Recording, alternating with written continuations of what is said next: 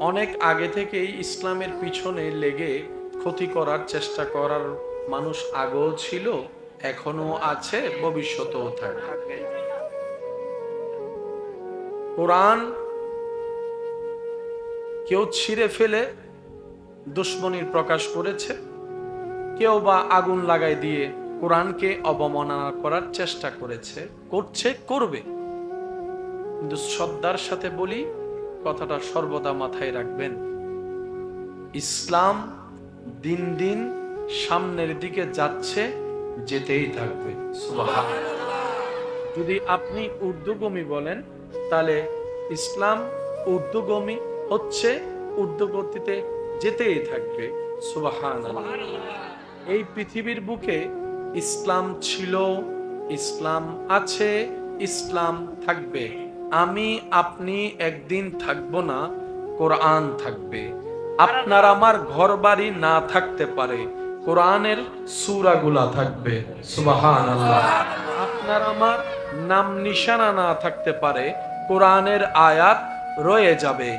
আপনার আমার অস্তিত্ব বিলীন হতে পারে, ইসলামের অস্তিত্ব টিকে থাকবে আপন শানে, আপন মানে, আপন মর্যাদায়। কারণ ইসলামকে আপনার আমার মাধ্যমে রব সাজিয়ে দেয় নেই।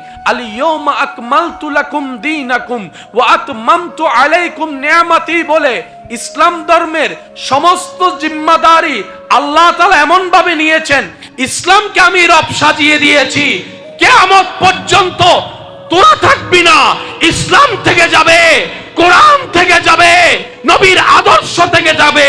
দুই হাত তুলে দেখাই, বলেন ঠিক কিনা? দরকার আমার, খুঁজতে হবে আমাকে। চাকরি যেহেতু আমার দরকার, দাঁড়ে দাঁড়ে তো আমাকেই ঘুরতে হবে। ঘরে বসে থাকলে তো কে এসে চাকরি দিবে, এই বুঝটা আমরা বুঝি। ঘরে বসে থাকলে বাজার ঘরে আসবে না, এই বুঝটা আমরা বুঝি। কিছুটা তো পরিশ্রম করতে হবে। একটু খেয়াল করবেন, চাকরি দরকার, বের হতে হবে। বাজার দরকার, বের হতে হবে। ওষুধ কিনা দরকার, বের হতে হবে। হসপিটালে যাওয়া দরকার, ঘর থেকে বের হতে হবে। আপনার এয়ারপোর্টে যাওয়া দরকার, ঘর থেকে বের হতে হবে। এক জায়গা থেকে আরেক জায়গায় যদি যেতে হয়, ঘর থেকে বের হতে হবে। টাকা যদি কামাতে চাই, ঘর থেকে বের হতে হবে। বিদেশ যদি যেতে চাই, ঘর থেকে বের হতে হবে। যদি না যাই, কানেকশন লাগবে না। রব আমাদের প্রতি নবী রহমতুল্লিল আলামিনের উম্মত হওয়ার সুবাদে এত বেশি দয়াকে উন্মুক্ত করেছেন। রব বলে যে আমার সাথে কানেকশন লাগাতে চাস, তোর অধিক অধিক যাওয়া লাগবে না। তুই যদি মন থেকে ডাকতে পারস, বিছানায় শুয়েও যদি আমাকে ডাকতেস, ফাসকুরুনি আযকুরুকুম, তুই ডাকতে দেরি, আমি রব সাড়া দিতে দেরি করব না। রব বলে পৃথিবীর সবাই মিলেও যদি ইসলামকে নামাতে চাও, চেষ্টা করতে পারবা যেভাবে তোমাদের পূর্বপুরুষরা করেছিল। তোমরাও সেই ধারাবাহিকতায় চেষ্টা করতে পারবা, কিন্তু কাজের কাজ কিছুই হবে না। কারণ কাজ তো সেটাই হবে যেটা আমি রব চাইবো। আমি রব চাইবো।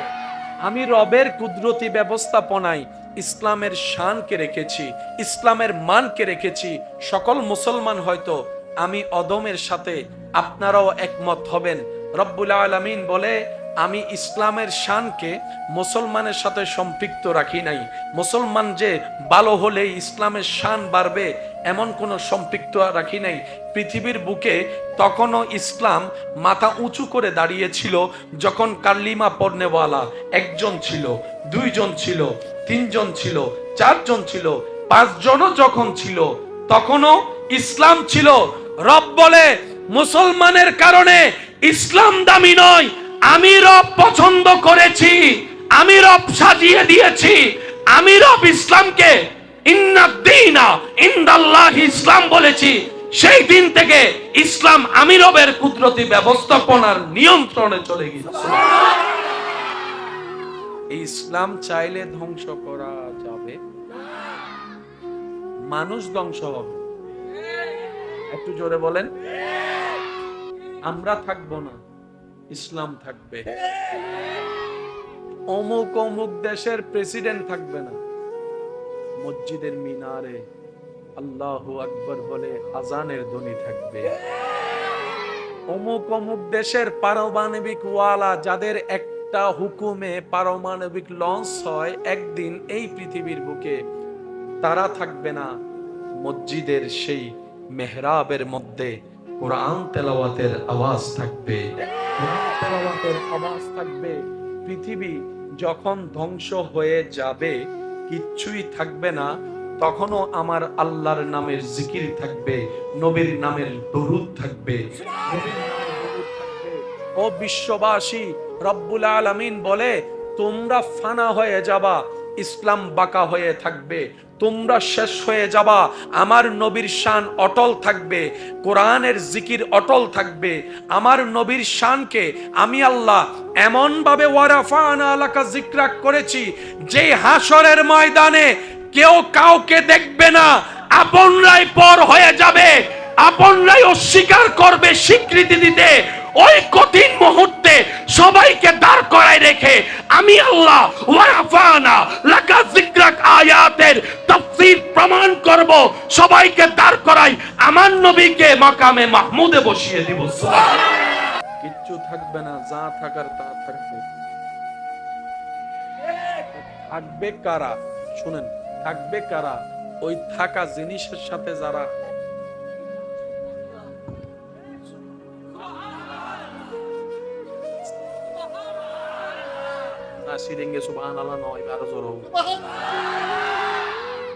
যেটা আছে থাকবে, ওইটার সাথে যে থাকবে। বুঝতে কি কষ্ট হচ্ছে? 2025 সালে আমাদের এই ছোট্ট এলাকায় সিদ্দিক আকবরের নাম দেখা যাচ্ছে ব্যানারে। ও সিদ্দিক আকবর, আমার এলাকায় আপনার কোনো বংশধর নাই, কিন্তু আপনার নামটা যে ব্যানারের মধ্যে, আপনি তো কাজে আসে না, বুঝে আসে না মাথায়, যেখানে দুনিয়াতে নাতিরা পর্যন্ত দাদার নামে ব্যানার টাঙায় না। কেউ কাউকে মনে রাখার এত ব্যস্ততা যে মনে রাখার প্রয়োজনও মনে করে না। দাদা যে মারা গেছে, একটু যে জিয়ারত করতে যাবে সেই সময়ও নাতি পাচ্ছে না। ও সিদ্দিক আকবর, আপনার নামটা ওই এলাকায় গেছিলাম যে মাইকের মধ্যে আলেমের জবানে শুনেছি। ও ফারুকে আজম, আপনার নামটা খতিবের মুখে শুনেছি। ও উসমান গনি, ও মৌলা আলী শেরে খুদা, আপনাদের নামটা আলেমদের জবানে অনেকবার শুনেছি, কিন্তু ওনারা তো আপনাদের বংশধর নয়। নামটা বলছে, ব্যাপার কি? সাহাবায়ে কেরাম উত্তর দিবে, আল্লাহর প্রিয় বান্দারা উত্তর দিবে, মৌলার যে হয়ে যায় সে না থাকলেও নামটা রয়ে যায়। পৃথিবীর মানুষের একটা বড় চাহিদা হচ্ছে ইজ্জত পাওয়া, সম্মান পাওয়া, ভালোবাসা পাওয়া। আমরা সাধারণ মানুষ, খাবাই খাবাই পেট ভরায় গলা পর্যন্ত দিল, আসল ভালোবাসা পাই না, আসল মায়া পাই না, আসল মহব্বত পাই না। সম্মান তো সামনে থাকলে করে নমে নম, পিছনে গেলে সবাই বদনাম করে। আল্লাহ ওয়ালারা বলে, যিনি ইজ্জতদাতা, ওই ইজ্জতদাতার সাথে যে সম্পর্ক করতে পারবে, তার মাটির উপরে থাকতো ইজ্জত, মাটির তলে গেলেও ইজ্জত, হাসরে গেলেও রব্বুল আলামিন ওয়ালিল্লাহিল ইজ্জাতু, ইজ্জতের ব্যবস্থা করে দেন। ওয়া তুইজ্জু মান তাশা ওয়া তুযিল্লু মান তাশা। চিৎকার দিয়ে বলেন সুবহানাল্লাহ। যা টিকে থাকবে সেটার সাথে লাগতে হবে। আর কোনো উপায়? বলেন, আর কোনো উপায়? কষ্ট না হলে একটা আওয়াজ দিবেন, আর কোনো উপায়? বুদ্ধিমানরা কি করে? নিজেকে টিকানোর জন্য সেখানে সম্পর্ক লাগাই ফেলে। তো সম্পর্ক লাগানোর জন্য একটা রাস্তা লাগবে না? ওই রাস্তার নামই ইসলাম। একটু বুঝবেন, আমাদের মেইন চাওয়া হচ্ছে সম্পর্ক লাগানো। কার সাথে? বলেন না। তো ওইটার একটা রাস্তা দিয়ে যেতে হবে না? রাস্তার নাম কি? ইসলামের ভিতর নামাজ আছে না নাই? নামাজ মানে হচ্ছে সংযোগ। সুবহানাল্লাহ বলেন। নামাজ কি করে? বান্দার সাথে আল্লাহর রহমতের সাথে কানেকশন লাগাই দেয়। ওই কানেকশনের নামই হচ্ছে সালাত, ওই কানেকশনের নামই হচ্ছে নামাজ। এই নামাজ আছে কোথায়? ইসলাম ধর্মে। ইসলাম ধর্মের রাস্তা যেটার শুরু পৃথিবীতে, শেষ রাস্তার মাথা হচ্ছে জান্নাতের দরজায়। ওগুলা পাইতে যেতে হয়, রব আপনি এখানে বসেও পাইতে পারেন।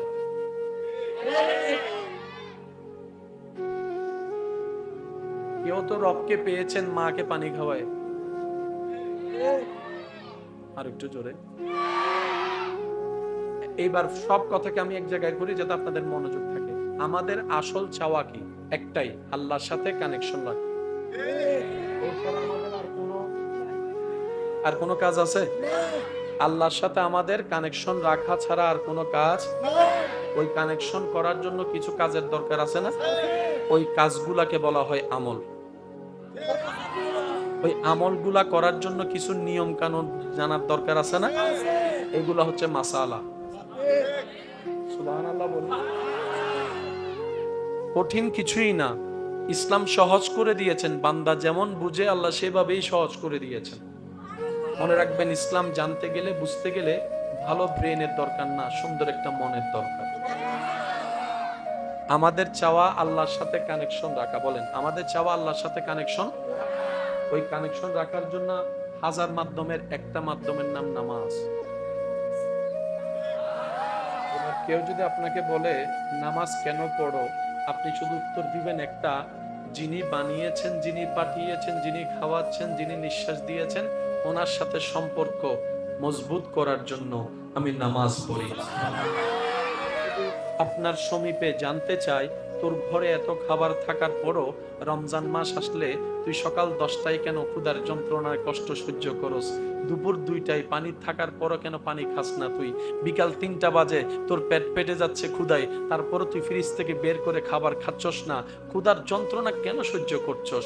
আপনি শুধু একটাই উত্তর দিবেন, আমার মওলার সাথে, আমার রবের সাথে কানেকশন মজবুত করার জন্য।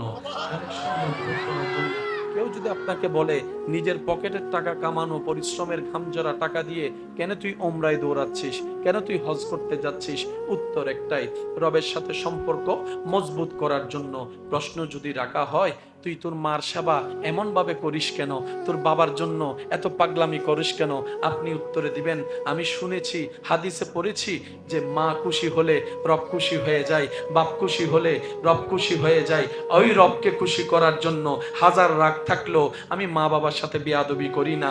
মানুষ হিসেবে রাগ থাকে, কিন্তু আমি মার সামনে রাগ কন্ট্রোল করি, বাবার সামনে মেজাজ কন্ট্রোল করি, জবানকে কন্ট্রোল করি, চোখকে নিচে রাখি, আদবকে দেখাই, শুধু আমার মওলাকে খুশি করার জন্য, আমার রবকে খুশি করার জন্য। কেউ যদি আপনাকে জিজ্ঞেস করে, তোর তো মুখ একটা আছে, দুইজনের যে গালি দিল দুইটা, তুই তো 4টা দিতে পারস বেটা, চুপ করে রইলি কেন? আপনি বলবেন, আমার জানি, আমি শুনেছি, হাদিসে পড়েছি, গালি দিলে নাকি আমার রব নারাজ হয়। আমি আমার মালিককে নারাজ করতে রাজি না। আমার মালিক খুশি হয়েছে, আমি চুপ করে থাকলে আমি হাজার গালি আপন করে নিব আমার মওলাকে খুশি করার জন্য। জগৎ জিজ্ঞেস করবে, এটা আবার কেমন পাগলামি? আপনি বলবেন, আমি কই পাগলামি করলাম? আসল পাগলামি রবের প্রেমে করে দেখিয়েছেন নবী ইব্রাহিম আলাইহিস সালাম। আগুনের সামনে রাখার পরও রবের জন্য হাসি মুখে আগুনে পড়তে রাজি হয়েছে। ধ্বংস একদিন হয়ে যাবে, সবার জানা। একটা সময় কেউ কেউ না মানলেও এখন তারা মানতে বাধ্য, পৃথিবী আর বেশি দিন থাকবে না। আপনারা জানেন, পৃথিবীর কিছু কিছু মানুষ ইসলামকে পছন্দ করতে পারে না, পছন্দ করতেই চায় না। যারা সব সময় ইসলামের দোষ খোঁজার চেষ্টা করে। একটু আওয়াজ দেন না, ঠিক কিনা? অনেকেই তো কোরআনের মধ্যে ভুল খোঁজার জন্য চেষ্টা করেছে। বিভিন্ন সময় দেখবেন কেউ কোরআনের পৃষ্ঠা ছিঁড়ে বেয়াদবি করছে, কেউ কোরআনের উপর পা রেখে নাউজুবিল্লাহ বেয়াদবি করে, কেউ কোরআনকে ছুঁড়ে ফেলছে, কেউ কোরআনকে আগুন লাগাই পুড়ে ফেলছে। আসসালামু আলাইকুম ওয়া রাহমাতুল্লাহি তাআলা ওয়া বারাকাতুহু। আপন আপন জায়গা থেকে সর্বোচ্চ আদব, ভক্তি, শ্রদ্ধা, মহাব্বত নিয়ে মুনিবের দরবারে গোলাম হিসাবে হাজিরা দেওয়ার জন্য মোহাব্বতের আওয়াজে একবার বলি আলহামদুলিল্লাহ। আল্লাহ তাআলা মেহেরবানি করে আমাদের সবার জীবনের সমস্ত কবিরা সগীরা গুনাহকে দয়া করে মাফ করে দিন, বলি আমিন। আল্লাহ মেহেরবানি করে আমাদের সবার মা বাবার গুনাহ মাফ করে দিন। আমাদের যত আত্মীয় স্বজন এবং এই এলাকায় যত কবরবাসী এই মুহূর্তে কবরের কঠিন আযাবে কষ্ট পাচ্ছে, আল্লাহ দয়া করে প্রত্যেকটি কবরবাসীকে আযাব থেকে মুক্তি দান করুন, বলি আমিন। এতক্ষণ পর্যন্ত আমার প্রাণপ্রিয় ভাই কুরআন সুন্নাহর আলোকে যে খেদমত নিবেদন করেছেন, আল্লাহ আমার ভাইয়ের হায়াতে বরকত দান করুন, বলি আমিন। যেই আলোচনা শোনার সৌভাগ্য আমাদের হয়েছে, আমরা যেন আমল করতে পারি, আল্লাহ সে দয়া আমাদের উপর নাজিল করুক, বলি আমিন।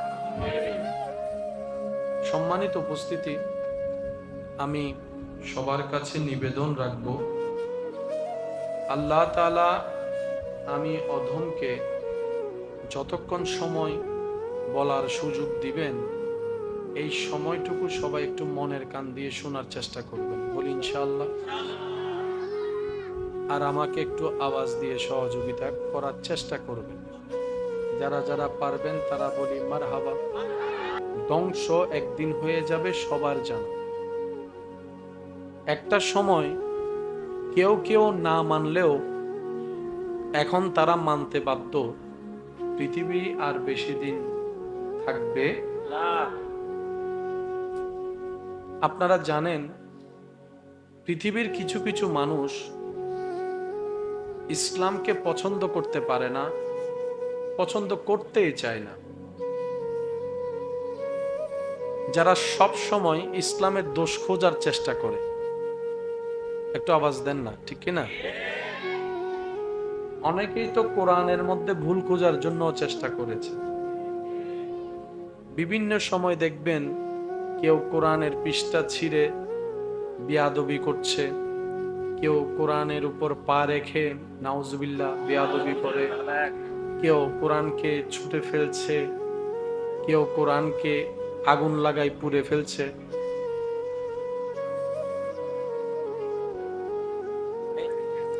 এইভাবে বলে না তো, ইশারা ইশারা ইশারা ইশারা এরকম। আমি সকলকে অনুরোধ করব, আমাদের সামনে একটু সামনে আগে বলেছি, এখন বলছি, আমাদের স্পেসটা অনেক ছোট, সেই জন্য আমি সবার কাছে আপনারা যতটুকু পারেন একটু সামনের দিকে আসেন, একটু সামনের দিকে আসেন। পিছনে অনেক পুরো লোক দাঁড়িয়ে আছে, তাদের একটু সুবিধা করার জন্য একটু একটু কষ্ট করেন, সামনের দিকে চলে আসেন।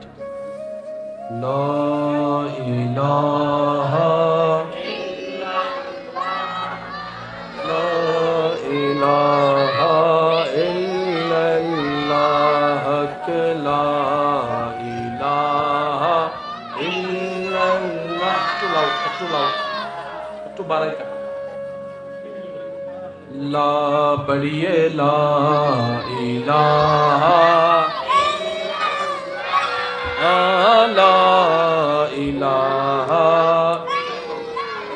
আমরা জিকিরের পরিবেশটা একটু সুন্দর করে ফেলি সবাই মিলে। হক লা ইলাহা লা ইলাহা লা হক লা ইলাহা লা ইল্লাল্লাহ, লা ইলাহা ইল্লাল্লাহ, লা ইলাহা। সবাই একবার বলি মারহাবা। আর একখানা সিডেঙ্গে আওয়াজে বড় করে হন মারহাবা। সিডেঙ্গে আওয়াজের মজা আলাদা, ঠিক না বেটি? হন বাবা বাবা। হন্ডা যাবে না আর অনেক দিব ওইজন সাইড দিবে না ও সমন্বয় গাইয়ের সাইড দিবে একবার বলি মার হাওয়া। আল্লাহ আমাদের সবার এই মোহাব্বতকে কবুল আর মঞ্জুর করুন। ভাইয়া একটু মনোযোগ দিবেন, তাহলে আমার বলতে স্বাচ্ছন্দ্য বোধ আমি করব। আমি চাইবো সবাই একটু নীরবতা, একটু জি। এই পৃথিবীতে অনেক আগে থেকেই ইসলামের পিছনে লেগে ক্ষতি করার চেষ্টা করার মানুষ আগেও ছিল, এখনো আছে, ভবিষ্যতেও থাকবে। কোরআন কেউ ছিঁড়ে ফেলে দুশ্মনীর প্রকাশ করেছে, কেউ বা আগুন লাগাই দিয়ে কোরআনকে অবমাননা করার চেষ্টা করেছে, করছে, করবে। কিন্তু শ্রদ্ধার সাথে বলি, কথাটা সর্বদা মাথায় রাখবেন, ইসলাম দিন দিন সামনের দিকে যাচ্ছে, যেতেই থাকবে।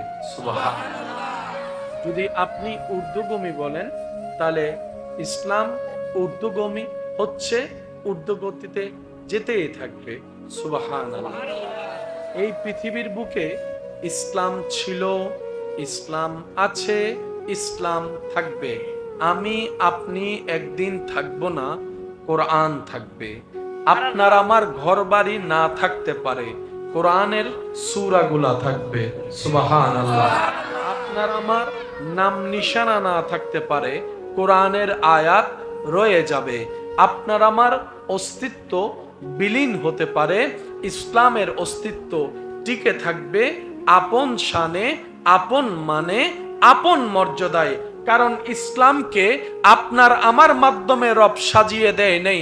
আল ইয়াউমা আকমালতু লাকুম দীনাকুম ওয়া আতমামতু আলাইকুম নিয়ামতি বলে ইসলাম ধর্মের সমস্ত জিম্মাদারি আল্লাহ তাআলা এমন ভাবে নিয়েছেন, ইসলামকে আমি রব সাজিয়ে দিয়েছি, কিয়ামত পর্যন্ত তোরা থাকবি না, ইসলাম থেকে যাবে, কোরআন থেকে যাবে, নবীর আদর্শ থেকে যাবে। দুই হাত তুলে দেখাই, বলেন ঠিক কিনা? আল্লাহু আকবার। আমার সমাজে টিকে থাকতে হলে আপনার সাপোর্ট আমার লাগবে, একটু বুঝবেন কথা। ক্যামেরাম্যান ভাইদের আমাদের লাগবে, আমাদের আবার ক্যামেরাম্যান ভাইদেরকে লাগবে, মাইকওয়ালা ভাইয়ের আমাদেরকে লাগবে, আবার আমরা কথা বলতে মাইকওয়ালা ভাইকে লাগবে। আল্লাহ তাআলা আমাদেরকে এমন ভাবে সৃষ্টি করেছেন, আপনি ছাড়া আমি চলতে পারবো না, আমি ছাড়া আপনি চলতে পারবেন না। আপনার চলতে ওনাকে লাগবে, ওনার টিকতে আপনাকে লাগবে। কেউ কারো ছাড়া চলা সম্ভবপর নয়। আপনার হাজার কোটি টাকা থাকলেও মানুষের হেল্প ছাড়া আপনি আমি চলতে পারবো না। অসুস্থ যদি হয়ে যান, ডাক্তারের হেল্প লাগবে। চুল যদি বড় হয়ে যায়, নাপিতের হেল্প লাগবে। আর একটু জোরে বলেন ঠিক কিনা? রাস্তা দিয়ে যদি বের হন, গাড়িওয়ালার হেল্প লাগবে। বাজার কিনতে গেলে দোকানদারের হেল্প লাগবে। গাঁয়ের মধ্যে বাতি জ্বালাতে গেলে পল্লী বিদ্যুৎ মানুষের, কারেন্টওয়ালাদের, বিদ্যুৎ অফিসের হেল্প লাগবে, হেল্প লাগবে। রান্না করে খাওয়ার জন্য কাজের মানুষের, হেল্পারের হেল্প লাগবে। এটা জ্বালানোর জন্য, আপনার এই গ্যাসটা আনার জন্য গ্যাসওয়ালাদের হেল্প লাগবে। এই পৃথিবীতে কেউ কাউকে ছাড়া চলতে পারে না। একমাত্র আপনার আমার নবী রাহমাতুল লিল আলামিনকে আল্লাহ এমন ভাবে সাজিয়ে দিয়েছেন, ইসলাম ধর্মকে এমন ভাবে গুছিয়ে দিয়েছেন, কোরআনকে এমন ভাবে প্রতিষ্ঠিত রব করে দিয়েছেন। রব বলে, কোরআনের জন্য আমি আল্লাহ একাই যথেষ্ট, ইসলামের জন্য আমি আল্লাহ একাই যথেষ্ট, নবী মুস্তাফা আপনার জন্য আমি আল্লাহ একাই যথেষ্ট। সুবহানাল্লাহ। আমার চলতে আপনাকে লাগবে, আপনার চলতে আমাকে লাগবে। আমার অন্তর খুশি করার জন্য, বাবা একটু মনোযোগ প্লিজ, কথা বলেন না প্লিজ, প্লিজ বাবা, আর কিছু করেন না, আর কিছু করেন না, বাদ দেন, বাদ দেন। আমরা কোরআনের হেফাজতকারী, হয় না আরো জোরে?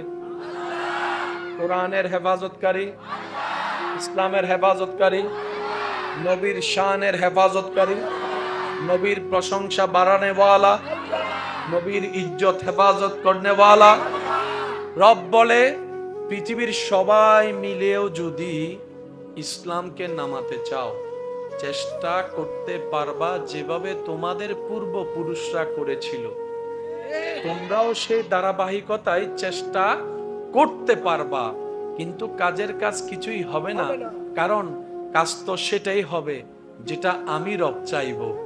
আমি রব চাইবো, আমি রবের কুদরতি ব্যবস্থাপনায় ইসলামের শানকে রেখেছি, ইসলামের মানকে রেখেছি।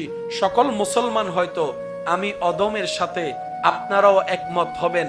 রব্বুল আলামিন বলে আমি ইসলামের শানকে মুসলমানের সাথে সম্পৃক্ত রাখি নাই। মুসলমান যে ভালো হলে ইসলামের শান বাড়বে এমন কোনো সম্পৃক্ত রাখি নাই। পৃথিবীর বুকে তখনও ইসলাম মাথা উঁচু করে দাঁড়িয়েছিল যখন কালিমা পড়নেওয়ালা একজন ছিল, দুইজন ছিল, তিনজন ছিল, চারজন ছিল, পাঁচজনও যখন ছিল তখনও ইসলাম ছিল।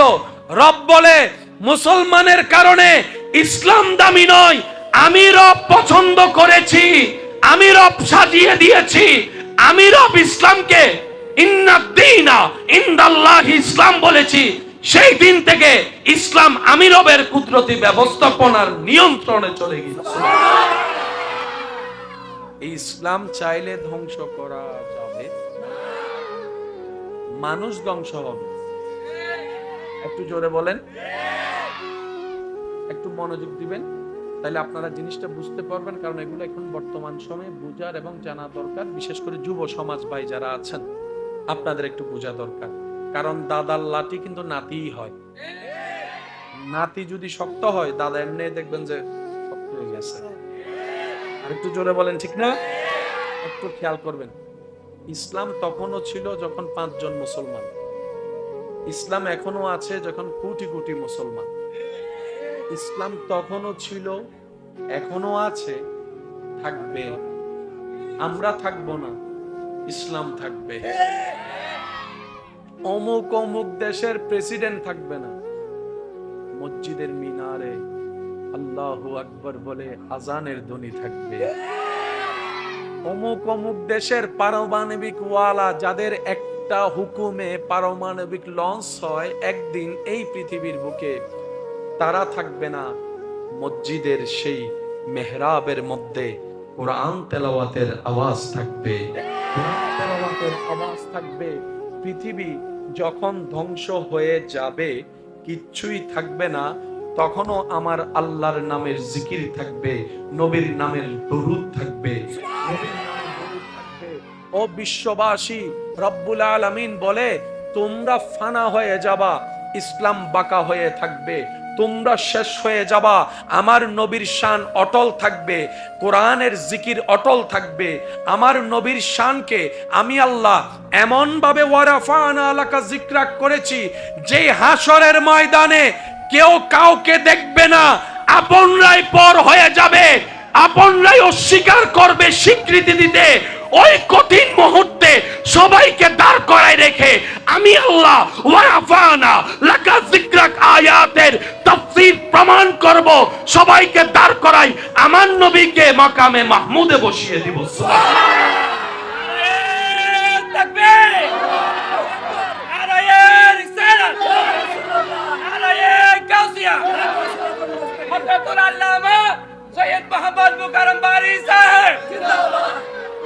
একবার বলেন মারহাবা। কিচ্ছু থাকবে না, যা থাকার তা থাকবে। থাকবে কারা?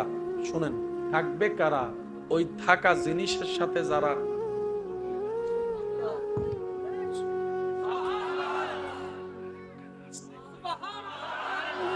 না সিরিঙ্গে সুবহানাল্লাহ নয়, আরো জোরে যেটা আছে থাকবে, ওইটার সাথে যে থাকবে। ফেরাউন, বলেন না, ফেরাউন, আবু জাহেল, তারপরে নমরুদ, ওই সাদ্দার, ওই উইতে, ওই উইতে, ওই উইতে, ওই উইতে, আবু বকর সিদ্দিক, আর নাই দো ভাই, আছে দো ভাই। ও সিদ্দিক আকবর 2025 সালত আর এলাকাত অনহন বংশধর ফুয়া মাইয়ে নাই, কিন্তু আর এলাকাত দেখিতে ব্যানারত মিতে অনর নাম। বাবা বাবা এই যে কথা বলেন না, একটু মনোযোগ, বুঝতে কি কষ্ট হচ্ছে? 2025 সালে আমাদের এই ছোট্ট এলাকায় সিদ্দিক আকবরের নাম দেখা যাচ্ছে ব্যানারে। ও সিদ্দিক আকবর, আমার এলাকায় আপনার কোনো বংশধর নাই, কিন্তু আপনার নামটা যে ব্যানারের মধ্যে, মাথায় তো কাজে আসে না, বুঝে আসে না মাথায়, যেখানে দুনিয়াতে নাতিরা পর্যন্ত দাদার নামে ব্যানার টাঙ্গায় না। কেউ কাউকে মনে রাখার এত ব্যস্ততা যে মনে রাখার প্রয়োজনও মনে করে না, দাদা যে মারা গেছে একটু যে জিয়ারত করতে যাবে সেই সময়ও নাতি পাচ্ছে না। ও সিদ্দিক আকবর, আপনার নামটা ওই এলাকায় গেছিলাম যে মাইকের মধ্যে আলেমের জবানে শুনেছি, ও ফারুকে আজম, আপনার নামটা খতিবের মুখে শুনেছি, ও উসমান গনি, ও মৌলা আলী শেরে খুদা, আপনাদের নামটা আলেমদের জবানে অনেকবার শুনেছি, কিন্তু ওনারা তো আপনাদের বংশধর নয়, নামটা বলছে ব্যাপার কি? সাহাবায়ে কেরাম উত্তর দিবে, আল্লাহর প্রিয় বান্দারা উত্তর দিবে, মৌলার যে হয়ে যায় সে না থাকলেও নামটা রয়ে যায়।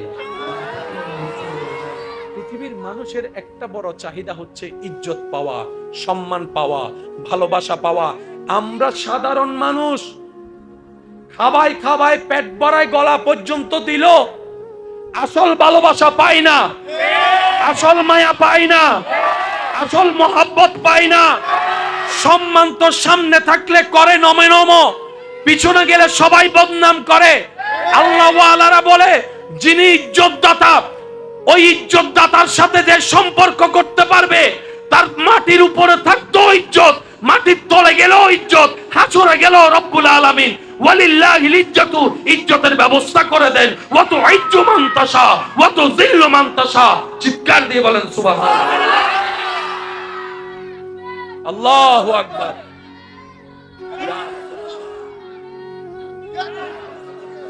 উচ্চ আওয়াজে একবার বলেন মারহাবা, আরো জোরে বলেন মারহাবা। যা টিকে থাকবে সেটার সাথে লাগতে হবে, আর কোনো উপায় বলেন, আর কোনো উপায়? কষ্ট না হলে একটা আওয়াজ দিবেন, আর কোনো উপায়? বুদ্ধিমানরা কি করে? নিজেকে টিকানোর জন্য সেখানে সম্পর্ক লাগাই ফেলে। তো সম্পর্ক লাগানোর জন্য একটা রাস্তা লাগবে না? ওই রাস্তার নামই ইসলাম। একটু বুঝবেন, আমাদের মেইন চাওয়া হচ্ছে সম্পর্ক লাগানো। কার সাথে? বলেন না। তো ওইটার একটা রাস্তা দিয়ে যেতে হবে না? রাস্তার নাম কি? ইসলামের ভিতর নামাজ আছে না নাই? নামাজ মানে হচ্ছে সংযোগ। সুবহানাল্লাহ বলেন। নামাজ কি করে? বান্দার সাথে আল্লাহর রহমতের সাথে কানেকশন লাগাই দেয়। ওই কানেকশনের নামই হচ্ছে সালাত, ওই কানেকশনের নামই হচ্ছে নামাজ। এই নামাজ আছে কোথায়? ইসলাম ধর্মে। ইসলাম ধর্মের রাস্তা যেটার শুরু পৃথিবীতে, শেষ রাস্তার মাথা হচ্ছে জান্নাতের দরজায়। আর একটু জোরে বলেন। ভাইয়া ভাইয়া ভাইয়া প্লিজ নড়াচড়া করেন না প্লিজ, এখানে ফল নিচ্ছে তো, মনোযোগ দিলে হতাও যায়। এইসব কথা জানার দরকার আছে না নাই? আমাদের এইসব কথা বোঝার দরকার আছে না নাই? একটু খেয়াল করবেন। দরকার আমার, খুঁজতে হবে আমাকে। চাকরি যেহেতু আমার দরকার, দাঁড়ে দাঁড়ে তো আমাকেই ঘুরতে হবে। ঘরে বসে থাকলে তো কে এসে চাকরি দিবে, এই বুঝটা আমরা বুঝি। ঘরে বসে থাকলে বাজার ঘরে আসবে না, এই বুঝটা আমরা বুঝি। তো কিছুটা তো পরিশ্রম করতে হবে। একটু খেয়াল করবেন, চাকরি দরকার, বের হতে হবে। বাজার দরকার, বের হতে হবে। ওষুধ কিনা দরকার, বের হতে হবে। হসপিটালে যাওয়া দরকার, ঘর থেকে বের হতে হবে। আপনার এয়ারপোর্টে যাওয়া দরকার, ঘর থেকে বের হতে হবে। এক জায়গা থেকে আরেক জায়গায় যদি যেতে হয়, ঘর থেকে বের হতে হবে। টাকা যদি কামাতে চাই, ঘর থেকে বের হতে হবে। বিদেশ যদি যেতে চাই, ঘর থেকে বের হতে হবে। যদি না যায়, কানেকশন লাগবে, না, রব আমাদের প্রতি নবী রহমতুল্লিল আলামিনের উম্মত হওয়ার সুবাদে এত বেশি দয়াকে উন্মুক্ত করেছেন। রব বলে যে আমার সাথে কানেকশন লাগাতে চাস, তোর অধিক যাওয়া লাগবে না। তুই যদি মন থেকে ডাকতে পারস, বিছানায় শুয়েও যদি আমাকে ডাক দেস, ফাসকুরুনি আযকুরুকুম, তুই ডাকতে দেরি, আমি রব সাড়া দিতে দেরি করব না। ওগুলা পাইতে যেতে হয়। রব আপনি এখানে বসেও পাইতে পারেন।